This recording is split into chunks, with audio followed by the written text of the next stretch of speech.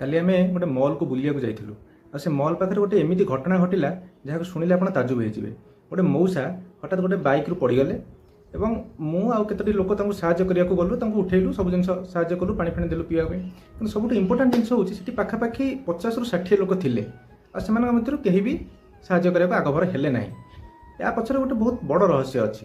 1964 ମସିହାରେ ମନୋବିଜ୍ଞାନୀମାନେ ଗୋଟେ ପରୀକ୍ଷଣ କରିଥିଲେ। ସେ ସ୍ତ୍ରୀ ଲୋକକୁ ବହୁତ ଲୋକଙ୍କ ଆଗରେ ହଇରାଣ କରାଯାଇଥିଲା କିନ୍ତୁ କେହି ସାହାଯ୍ୟ କରିବାକୁ ଯାଇନଥିଲେ। ଏଇଟାକୁ କୁହାଯାଏ ବାଇଷ୍ଟାଣ୍ଡର ଇଫେକ୍ଟ। ମାନେ ଆପଣ ସେଇ ସମୟରେ ଭାବୁଛନ୍ତି ମୁଁ ନ ଗଲେ କ'ଣ ହେଲା, ଆଉ ତ କିଏ ସାହାଯ୍ୟ କରିଦେବ। ଏତେ ଲୋକ, ଏହାର ଅଲ୍ଟରନେଟିଭରେ ଆପଣ ଏ ବି ଭାବିପାରୁଛନ୍ତି ଯେ କେହି ତ ସାହାଯ୍ୟ କରିବାକୁ ଯାଉନାହାନ୍ତି, ମୁଁ କ'ଣ ପାଇଁ ସାହାଯ୍ୟ କରିବି। ଏଇଥିରେ କ'ଣ ହେଉଛି ନା ଆପଣଙ୍କର ପର୍ସନାଲ ଯେଉଁ ମୋରାଲ ଥିଙ୍କିଂ ସେଟା କଟିଯାଉଛି ଟୋଟାଲ। ଆପଣ ସେ ସମୟରେ ଜଜମେଣ୍ଟ ବି ହରାଇ ଦେଉଛନ୍ତି ଅନ୍ୟମାନଙ୍କ ପ୍ରଭାବରେ। ତ ଏଥିରେ ନେକ୍ସଟ ଟାଇମ୍ ଯେତେବେଳେ ଆପଣଙ୍କ ସହିତ ଏଭଳିଆ ଘଟଣା ଘଟିବ, ଆଦୌ କାହାକୁ ଅପେକ୍ଷା ନ କରିକି ଇମିଡ଼ିଏଟ୍ ଯଦି ଆପଣଙ୍କ କ୍ଷମତା ଭିତରେ ଅଛି ତ ଆପଣ ଯାଇକି ସାହାଯ୍ୟ କରନ୍ତୁ।